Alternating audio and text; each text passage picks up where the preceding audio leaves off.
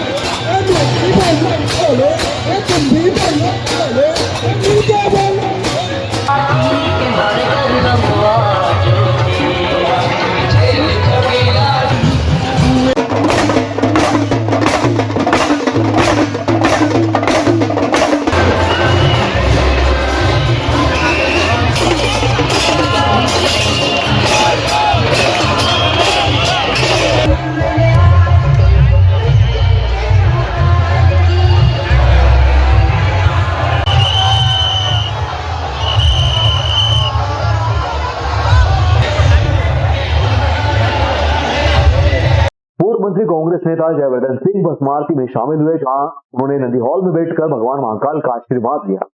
Media से चर्चा में कहा कि हमारी बाबा महाकाल से प्रार्थना है कि उनकी असीम कृपा पूरे भारत पर बनी रहे।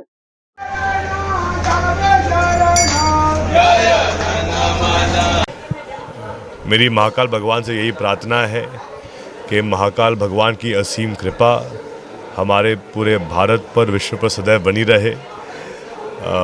हमारा सौभाग्य है कि श्रावण माह के आखिरी सोमवार पर आज हमें यहाँ पे भस्म आरती देखने का मौका मिला है। सदैव महाकाल भगवान की कृपा और आशीर्वाद हम सब पर बनी रहे। मध्य प्रदेश के मुख्यमंत्री शिवराज सिंह चौहान ने अपनी धर्म पत्नी साधना सिंह के साथ श्रावण माह के 8वें सोमवार यानी कि 28 अगस्त को अपने उज्जैन प्रवास के दौरान श्री महाकालेश्वर मंदिर में भगवान श्री महाकालेश्वर का अभिषेक कर सबके कल्याण की कामना की। पूजन श्री महाकालेश्वर मंदिर के समिति सदस्य एवं पुजारी प्रदीप गुरु, राम पुजारी, यश पुजारी ने संपन्न करवाया।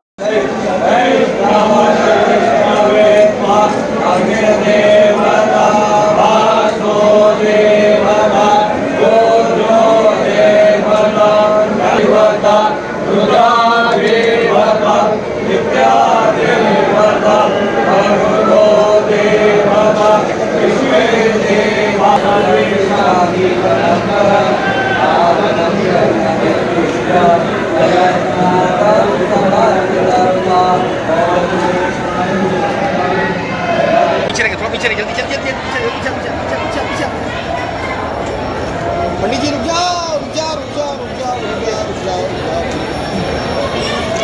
आगे आ जाओ।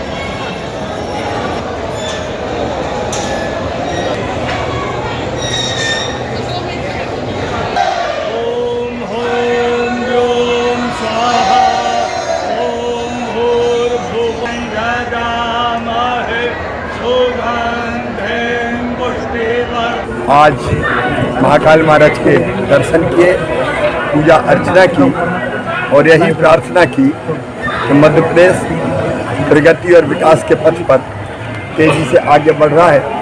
उनकी कृपा से हम और तेजी के साथ आगे बढ़ें। मध्य प्रदेश में जनता सुखी हो, सब निरोग हो, सबका मंगल हो, सबका कल्याण हो। आपकी कृपा मध्य प्रदेश पर भी बरसे और पूरे देश पर भी बरसे और हमारी जनता सुखी रहे, यही उनके चरणों में प्रार्थना है। देवासगढ़ बस स्टैंड स्थित रेल बसेरे में कल रात राजस्थान व सागर के 2 श्रद्धालु ठहरे हुए थे और दोनों रात में सोए हुए थे। इस दौरान वहां की छत का प्लास्टर टूटकर उन पर गिर गया। दोनों घायल। रात में दोनों को अस्पताल में भर्ती करवाया गया। देवासगढ़ थाना पुलिस ने बताया कि झालावाड़ निवासी मांगीलाल व सागर निवासी अंकुर कल दर्शन के लिए उज्जैन आए हुए थे। रात में दोनों देवासगढ़ बस स्टैंड स्थित रेल बसेरे में ठहरे हुए थे। यहाँ पर प्रतिदिन 2 दर्जन से ज्यादा लोग सोते हैं। मांगीलाल व अंकुर भी रात में उक्त रेल बसेरे में सो रहे थे। उसी दौरान देर रात रेल बसेरे की छत का प्लॉट गिरकर चकनाचूर हो गया। दोनों लोगों पर जा गिरा और वे घायल हो गए। इस दौरान वहां पर सोए अन्य यात्री भी घबराहट में उठ गए। पुलिस को बुलाया गया। पुलिस ने मौके पर जाकर दोनों घायलों को अस्पताल में भर्ती करवाया। उल्लेखनीय है कि रेल बसेरा काफी जर्जर हो चुका है। तो दर्शन करने के लिए आया था महाकाल मंदिर के, तो वहाँ शाम को मंदिर में दर्शन करने के बाद रेल बसेरा में रुकने के लिए गए थे। तो वहाँ रात के करीब 12 बजे करीब सो रहे थे, तो ऊपर से छत का छज्जा गिर गया, तो पंखा टूट के गिर गया है और छज्जा गिर गया है, तो उसमें चोट आ गई। और यहाँ दर्शन करवा भले आया था, तो रेन बसेरा में होता वहाँ से होता ने आधो कान तो यो ने तो एकदम हमारी आँख लगा लाएगी ने एकदम से ऊपर थी पंखो भी आवाज ने पड़ापड़ छत टूटी फूटी उल्टा अपने आप यो बेशुद्ध भैया मुँह तो आई ने फिर आना सब बहुत सारा सबने आई ने हमारे मुँह ने यहाँ लाया फिर मुँह भी रेन बसेरा वाला। छत का प्लास्टर गिर गया है, जिसमें 2 यात्री घायल हो गए हैं। एक मांगीलाल जी करके है जो कि झालावाड़ के हैं, और एक बालक जो है सागर का है, और दोनों को रात्रि में ही उपचार के लिए सिविल हॉस्पिटल एडमिट कर दिया गया है। उज्जैन शहर में आवारा मवेशियों का आतंक। साइकिल पर सवार होकर जा रहे युवक को लड़ाई कर रहे 2 सांडों ने कुचल दिया। सांदीपनी नगर की 25 अगस्त की रात की बताई जाने की घटना। युवक को गंभीर चोटें आई। इसमें सीसीटीवी फुटेज सोशल मीडिया पर जमकर वायरल भी हुआ।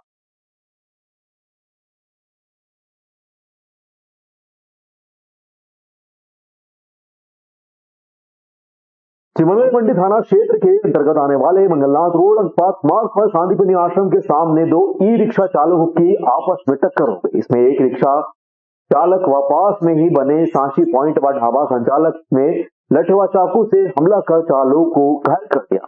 नीतीश शर्मा ने जानकारी देते हुए बताया कि वह अपनी ई-रिक्शा से मंगलनाथ से खाने का पार्सल लेकर जा रहा था। इतने में ही रॉन्ग साइड से दूसरा ही रिक्शा चालक आया, उसने टक्कर मार दी, जिस पर नीलेश ने बातचीत करने के लिए अपने पिता व उनके दोस्तों को बुलाया।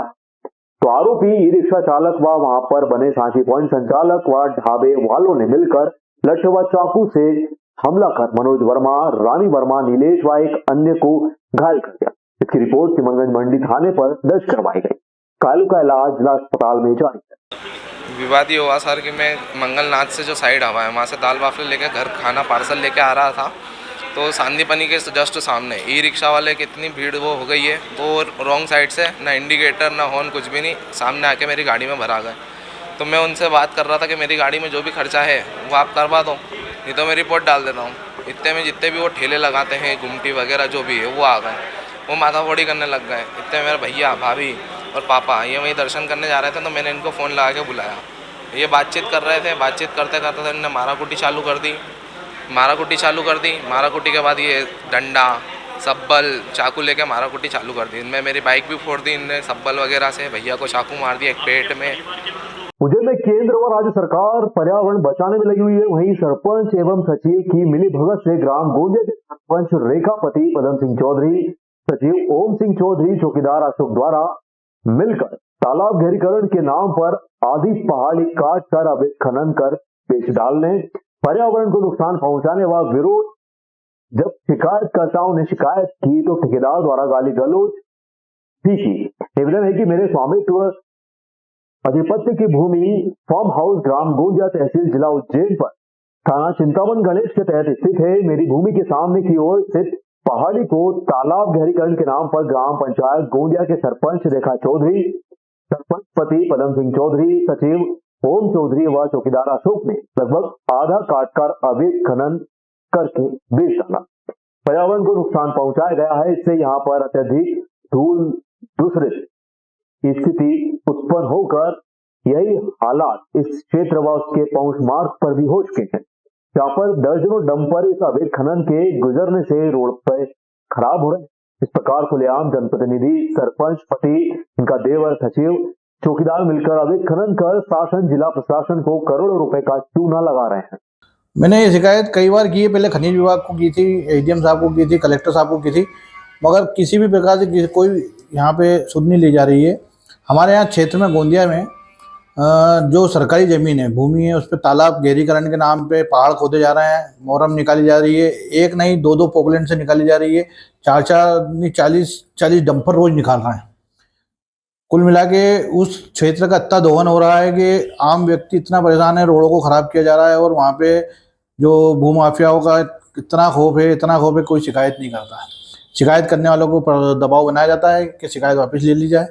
कलेक्टर साहब को मैंने कई बार लिखित में दिया है, उसका आज तक कोई किसी भी प्रकार की कोई कार्रवाई नहीं हुई है और इसी को लेते हुए मैंने ये आज शिकायत का भी रिमाइंडर डाला है। अच्छा, कौन है गांव के कौन कौन लोग मिली भगत है? कुछ लोग आपको अगर पता हो इस मामले में? वैसा मिली भगत तो बिना अधिकारी के कुछ भी इतना बड़ा काम नहीं होता है। सरपंच को भी हमने कई बार अवगत कराया है और पटवारी जी को कराया है, एडीएम साहब को कराया है, कोई भी इस विषय पे कोई सुध लेने को तैयार नहीं है। अब आगे क्या है आपकी, मतलब प्रशासन से क्या मांग करी? प्रशासन से यही है भाई साहब कि अभी मैंने जन सुनवाई में दिया है, भोपाल में शिवराज सिंह चौहान जी को भी लेटर दिया है, सीएम हेल्पलाइन पे भी शिकायत की हुई है और पर्यावरण कंट्रोल बोर्ड को भी मैंने एक लेटर लिखा है, किंतु अभी किसी प्रकार का कोई रिमाइंडर नहीं आया है।